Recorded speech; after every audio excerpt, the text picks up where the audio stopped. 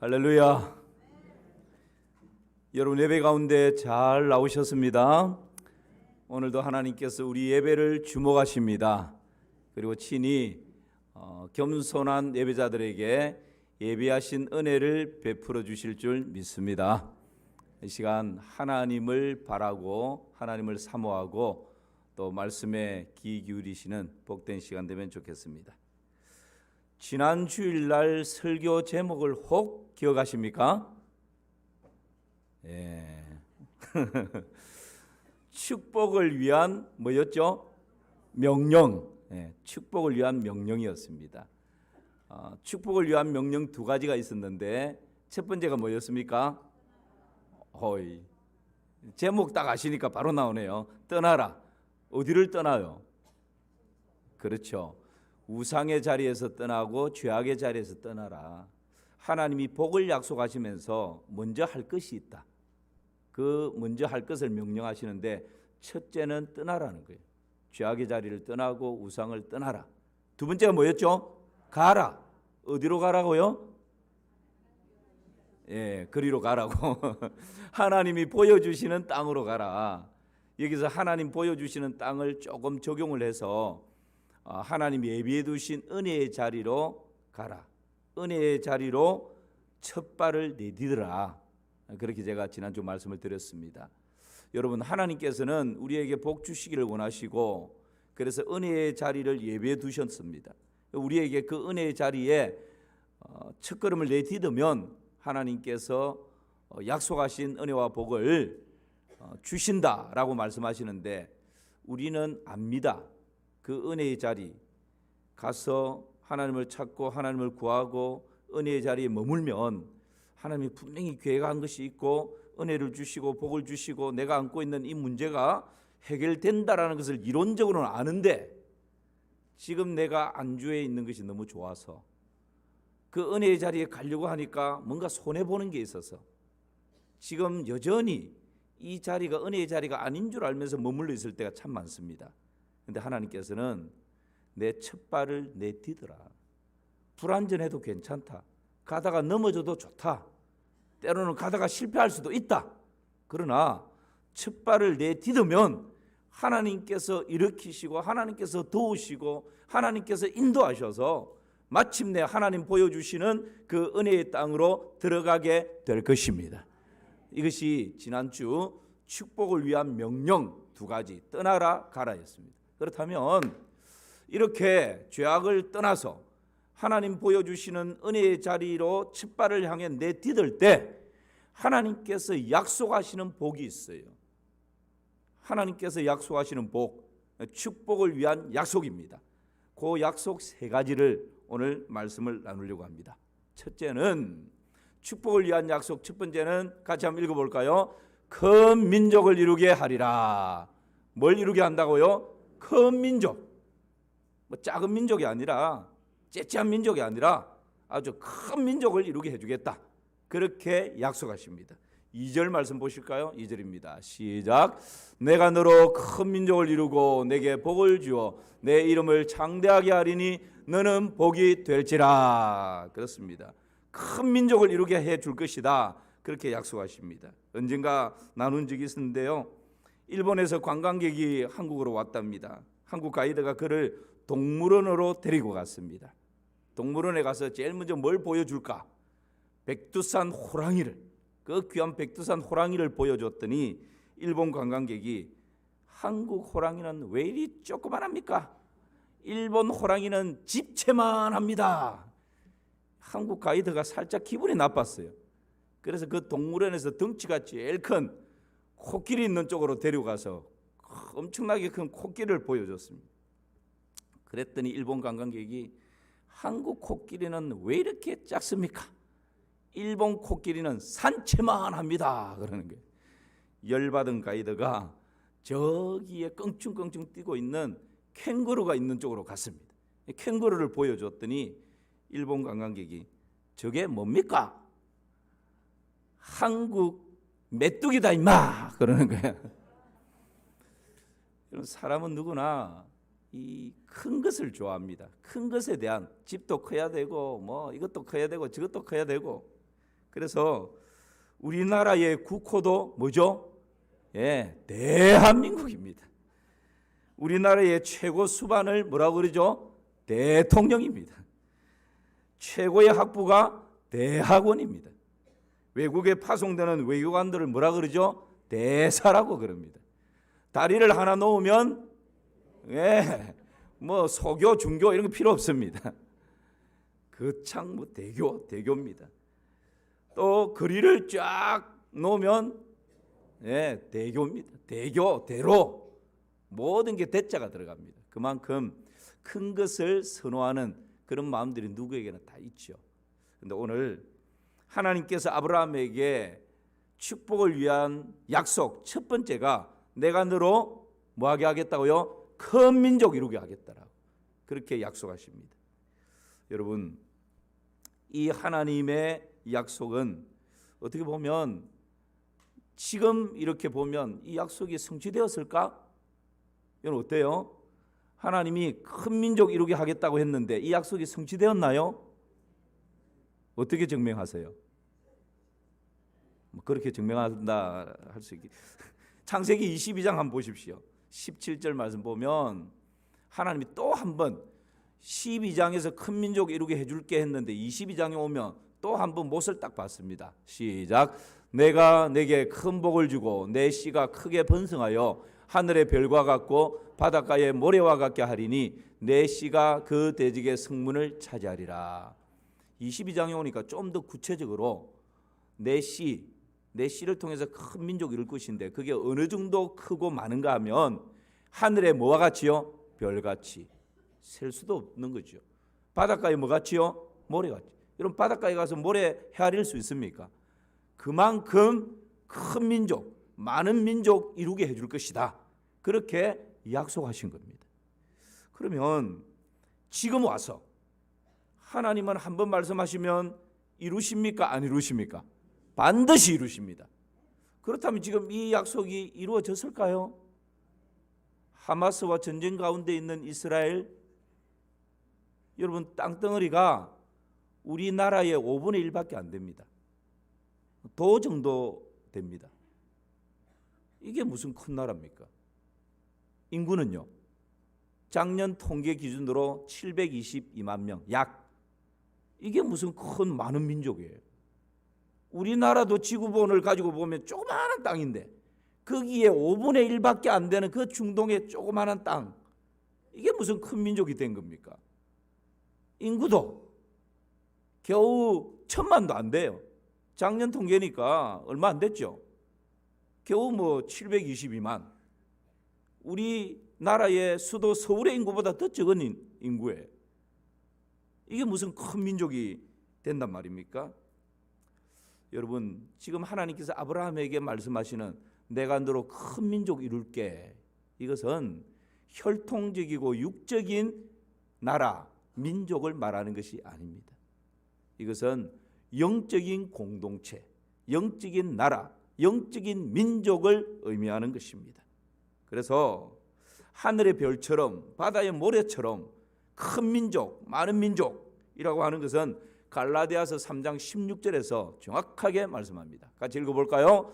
이 약속들은 아브라함과 그 자손에게 말씀하신 것인데 여럿을 가리켜 그 자손들이라 하지 아니하시고 오직 한 사람을 가리켜 내 자손이라 하셨으니 곧 그리스도라. 할렐루야. 이 말씀을 대할 때마다 저는 흥분이 됩니다.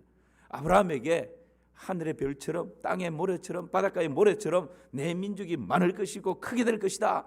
그렇게 하나님이 약속하셨는데 지금 현실적으로 이스라엘 땅을 보면 크지도 않고 인구도 얼마 안 되는데 이게 어떻게 성취된다고요? 여럿을 가리켜 말씀하신 것이 아니래요. 바다의 모래, 하늘의 별, 혈통적인 숫자를 가지고 계산하는 것이 아니라는 거예요. 한 사람을 가리켜 말씀하신 것인데 그 한 사람이 누구라고요? 그렇죠. 예수 그리스도. 여러분, 아브라함의 후손을 통해서 이스라엘 땅에 메시아이신 예수 그리스도께서 탄생하십니다. 그리고 그 예수 그리스도께서 우리의 구원자로 메시아로 이 땅에 오셨습니다.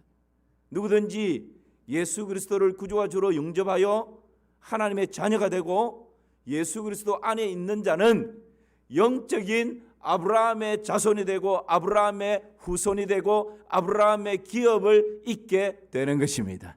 할렐루야. 그래서 이 약속 속에는 저와 여러분도 함께 포함되어져 있는 것이죠. 갈라디아서 3장 28, 29절 말씀 다시 한번 보십시오.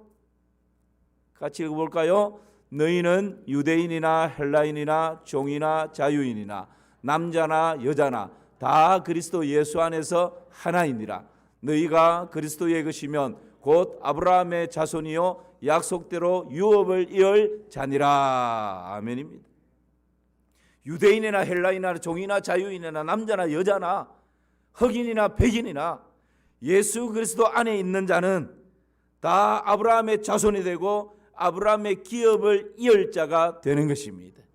예수 그리스도 안에 있는 자는 다 한 가족이고 하나님 나라를 이루는 한 민족이 되는 것입니다.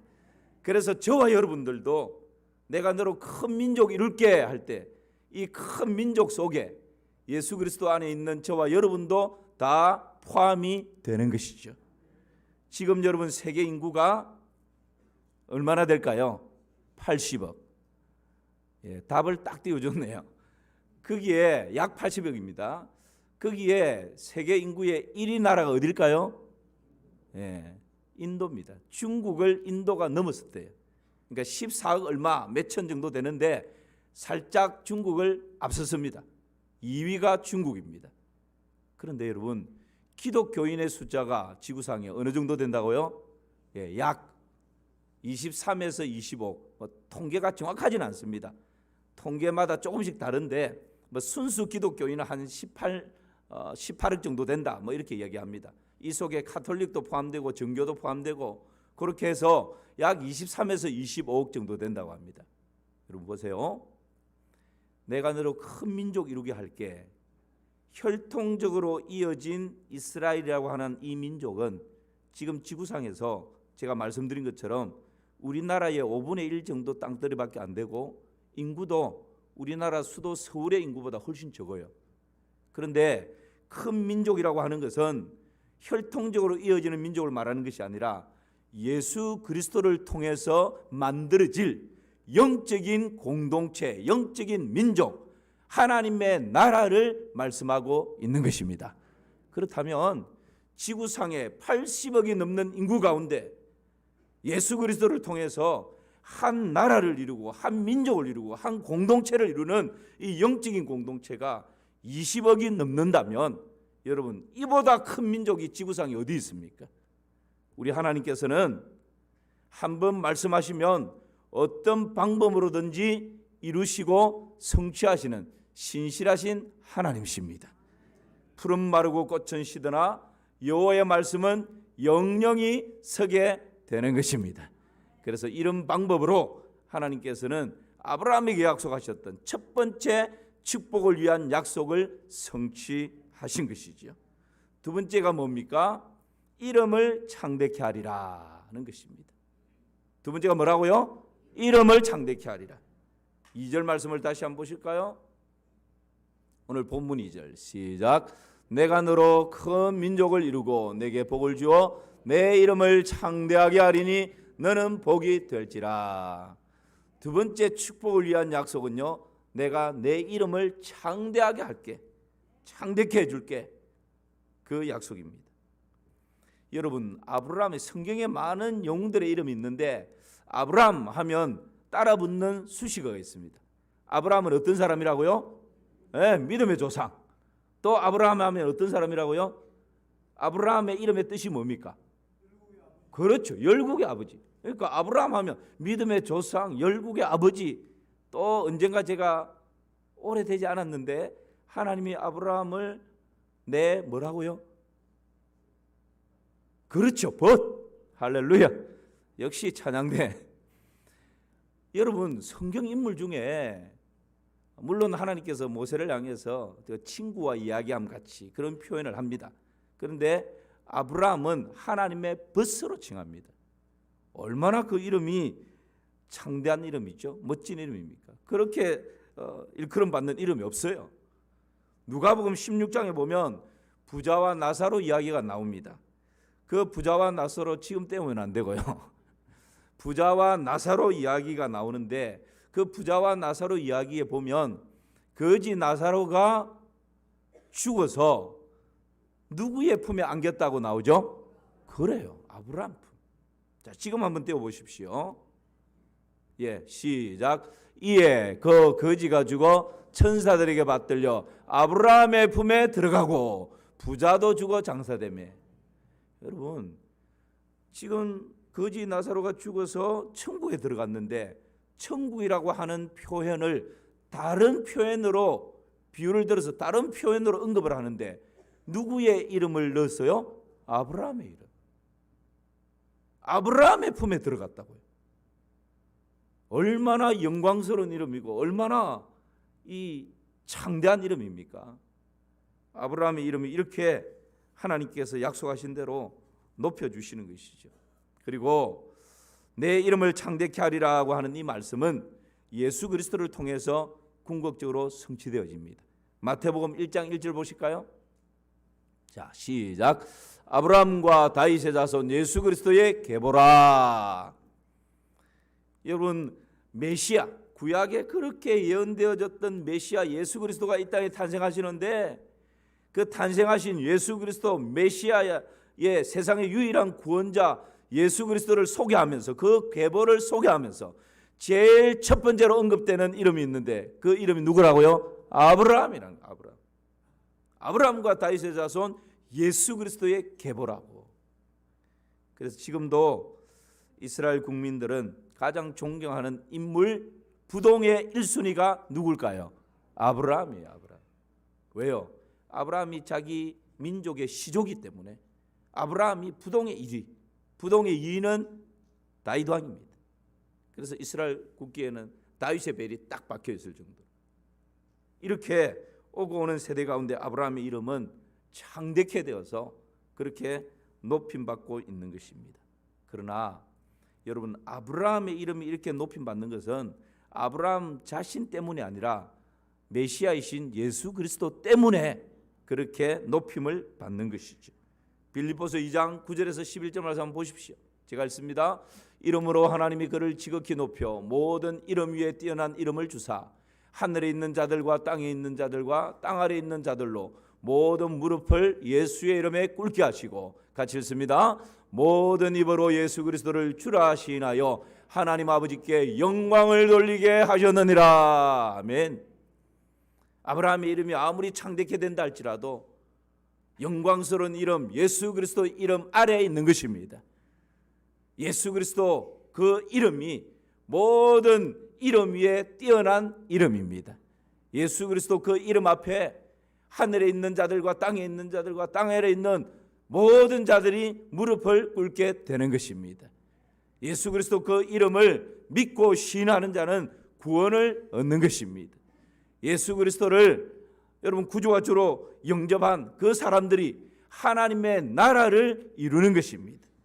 그 이름이 가장 영광스러운 이름이고 가장 사랑스러운 이름이고 예수 그리스도 그 이름이 가장 소망스러운 이름입니다. 예수 그리스도 때문에, 메시아 때문에 그 조상 아브라함의 이름이 이렇게 창대케 일컬음을 받게 되는 것이죠. 왜요? 이 보배로우신 예수 그리스도의 조상이기 때문에, 시조가 되기 때문에, 그래서 아브라함의 이름이 창대케 되는 것이지, 예수 그리스도를 빼버리면 여러분 아브라함의 이름도 우리 일반적인 사람의 한 사람의 이름과 별반 다를 게 없는 것입니다. 여러분, 예수 그리스도 안에 있는 저와 여러분도 아브라함처럼 그 이름이 이미 창대케 되어 있는 줄 믿으시기를 축복합니다. 에이, 목사님, 제 남편도 제 이름 깜빡깜빡할 때 있는데요. 우리 아이들도 제 이름 잘 이렇게 안 부릅니다. 친구도 그렇고 제 이름이 잊혀진 지가 오래입니다. 결혼하고부터는 서류 행정적인 일이 있을 때야 이름 한번 쓰지 그 외에는 별로 쓸 데가 없습니다. 제 이름은 신문지상에 한번 난 적 없고, 뉴스에 제 이름 한번 난 적 없고, 교회 오래 다녔지만 이 주보에 제 이름 한번 올린 적 별로 없습니다. 제 이름은 세상 가운데 잊혀진 이름입니다. 제 이름은 별 알아주지 않는 이름입니다. 혹 여러분 그렇게 생각하시는 분들 계십니까? 그렇지 않습니다. 아브라함이 메시아이신 예수 그리스도 때문에 그 이름이 창대한 이름이 된 것처럼 예수 그리스도 안에 있는 저와 여러분의 이름은 이미 창대하고 보배로운 존귀한 이름이 되어 있는 줄을 믿습니다. 왜 그럴까요? 이사야 49장을 한번 보시기를 바랍니다. 제가 읽습니다. 여인이 어찌 그 젖먹는 자식을 잊겠으며 자기 태에서 난 아들을 긍휼히 여기지 않겠느냐. 그들은 혹시 잊을지라도 나는 너를 잊지 아니할 것이라. 같이요. 내가 너를 내 손바닥에 새겼고 너의 성벽이 항상 내 앞에 있나니. 예수 그리스도 안에 있는 저와 여러분의 이름이 누구의 손바닥에 새겨져 있다고요? 하나님의 손바닥에 새겨져 있다 말씀하십니다. 여러분 요한계시록 말씀을 보실까요? 3장 5절입니다. 요한계시록 3장 5절 그 다음 절입니다. 이기는 자는 이와 같이 흰옷을 입을 것이요 내가 그 이름을 생명책에 결코 지우지 아니하고 그 이름을 내 아버지 앞과 그의 천사들 앞에서 말이라 시인하리라. 내가 그 이름을 어디에서 지우지 않는다고요? 생명책에서.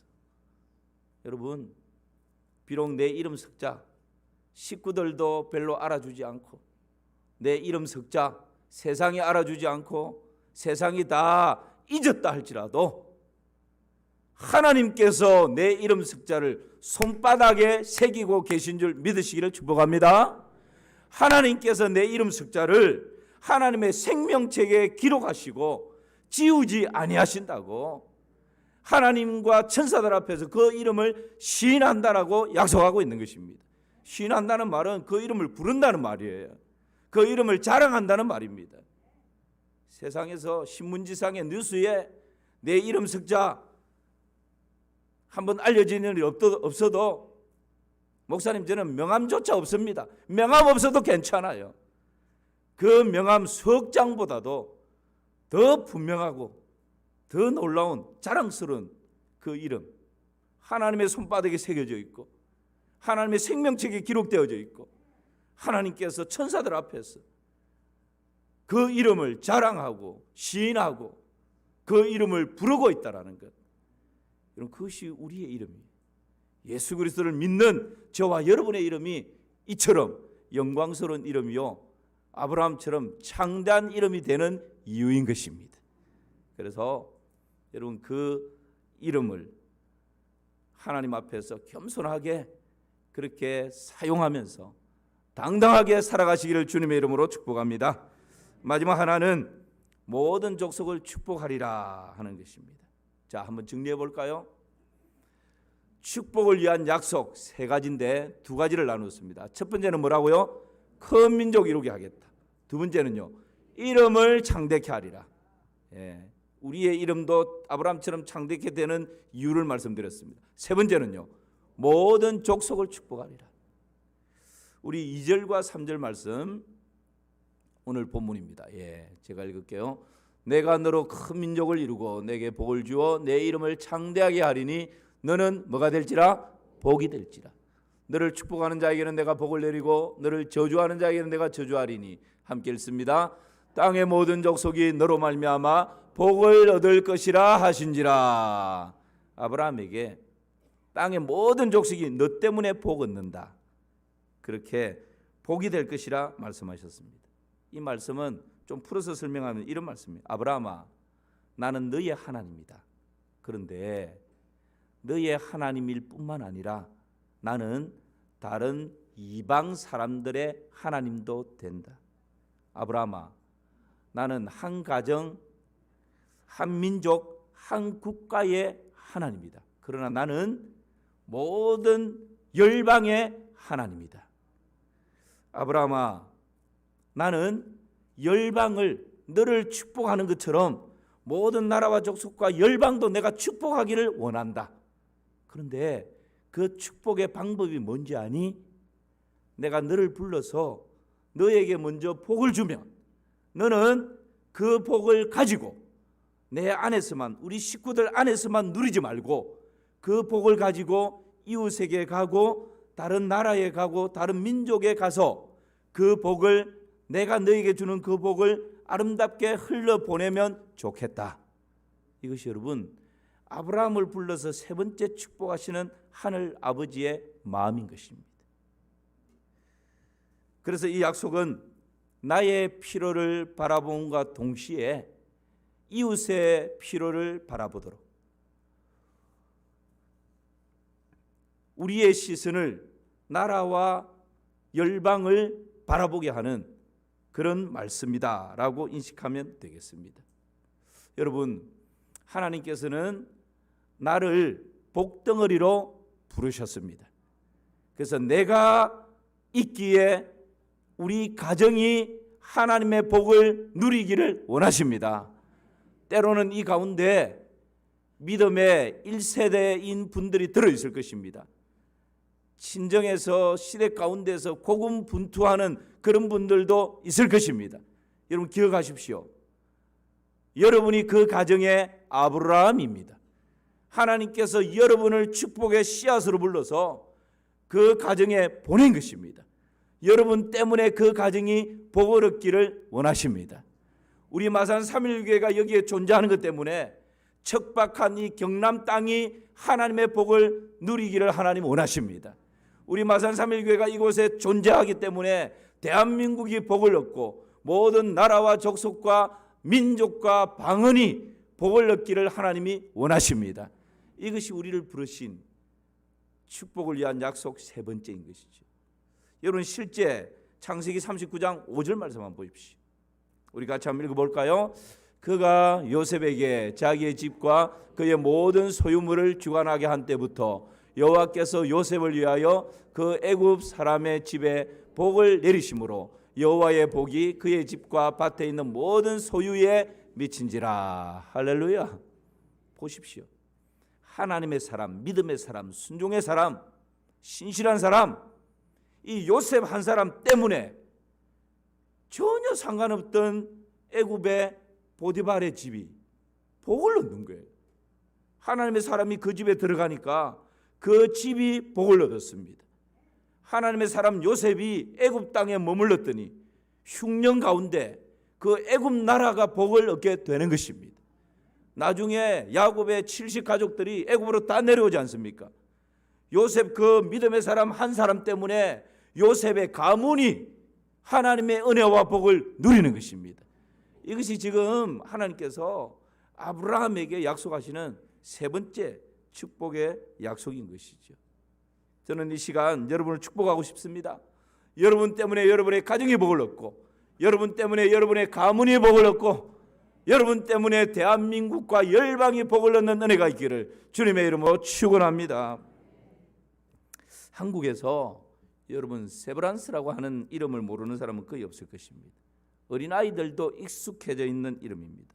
뭐 세브란스 병원, 세브란스 의과대, 뭐 안과, 동물병원까지 한국에서 아주 큰 병원으로 알려져 있죠. 도대체 이 세브란스라고 하는 이 사람이 누구기에 이처럼 우리 이 대한민국 한 나라에서 어린아이부터 어르신들의 일까지 이처럼 그 이름이 회자되고 있는 것입니까? 서울에서 최초의 근대식 병원이 설립되었는데 그 병원의 이름이 광해원입니다. 1885년도의 일입니다. 지금으로부터 약 139년 전이죠. 이 광해원이 최초의 근대식 병원으로 설립이 됐지만 아주 열악했습니다. 여러분 생각해 보십시오. 1885년도 의료시설이 얼마나 열악했겠어요. 그렇게 세워지고 좀 시간이 지나서 캐나다에 있는 에비슨이라고 하는 사람이 원장으로 이 광해원에 부임을 합니다. 원장으로 왔는데 보니까 뭐 시설이나 뭐 이게 침대나 무슨 그 의료 이 기계나 너무 열악하거든요. 이 에비슨이 안식년을 얻어서 미국으로 갑니다. 미국 뉴욕에서 국제 선교대회가 열리는데 사전에 준비를 잘했던 것 같아요.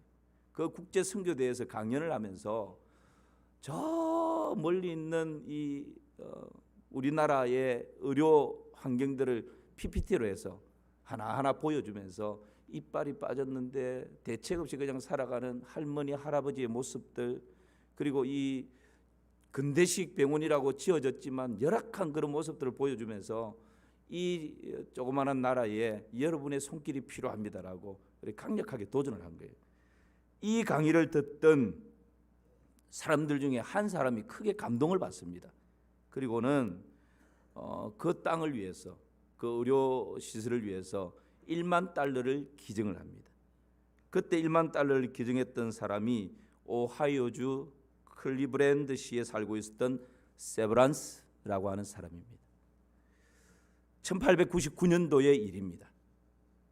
그리고 에디슨 이 원장은 그 기금받은 돈을 가지고 한국에 들어와서 새롭게 병원을 옮겨서 병원을 짓는데 서울역 가까이 있는 제동 구리계라고 하는 곳에 새롭게 병원을 짓고 그 1만 달러를 기증했던 세브란스라고 하는 그 사람의 이름을 따서 세브란스 병원으로 명칭을 합니다.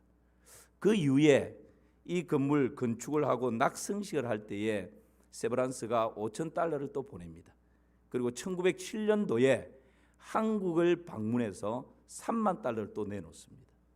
여러분, 지금 우리나라의 이 세브란스 병원이 이처럼 크게 성장하고 우리 국민들이 이런 의료 혜택을 누릴 수 있는 것이 한 사람이 가보지도 못했던, 듣도 보도 못했던 그 조그만 나라에 선교사님이 와서 강연하는 그 강연을 듣고 자신의 호주머니를 털 때, 여러분, 그것을 통해서 지금 우리 이 대한민국에 이런 놀라운 의료 혜택을 누리는 길이 열려진 것이죠. 여러분, 이것이 바로 축복의 통로인 것입니다. 제가 물질만을 지금 가지고 말하는 것이 아닙니다. 이 사람은 또 가지고 있는 물질로 이렇게 축복의 통로가 되지만 여러분, 다양합니다. 여러분이 가지고 있는 다른 사람보다 내가 조금 낫다 싶은 여러분의 달란트를 가지고, 뭐 이제 찬양대도 있고 기악부도 있지 않습니까? 이것을 가지고 얼마든지 지치고 고난 사람들에게 위로와 격려를 줄 수가 있고, 여러분, 그거 없다 할지라도 내가 던지는 말 한마디를 가지고 지쳐 있는 사람에게 용기와 소망을 줄 수도 있고, 여러분, 우리는 어디에 있든지 나는 복덩어리다, 나는 축복의 통로다, 그런 믿음을 가지고 살아갈 때 여러분, 우리가 누구를 만나든지 어디에 있든지 우리는 하나님의 축복의 통로로 쓰임을 받는 것입니다. 그런 은혜가 있기를 주님의 이름으로 축원합니다. 오늘 말씀 마무리합니다. 3가지입니다. 축복을 위한 약속 3가지. 첫 번째가 뭐라고요? 큰 민족을 이루게 하리라. 이 큰 민족이 어떻게 이루어졌는지, 영적인 공동체로 이루어졌다 말씀드렸고, 두 번째는요, 이름을 창대케 하리라. 오늘 우리도 이름이 창대케 되는데 어떤 의미에서 창대케 되었는지. 세 번째는요, 모든 족속을 축복하리라. 축복의 통로로 우리를 부르시고 지금도 우리를 그 은혜의 통로로 사용하고 계신다는 것.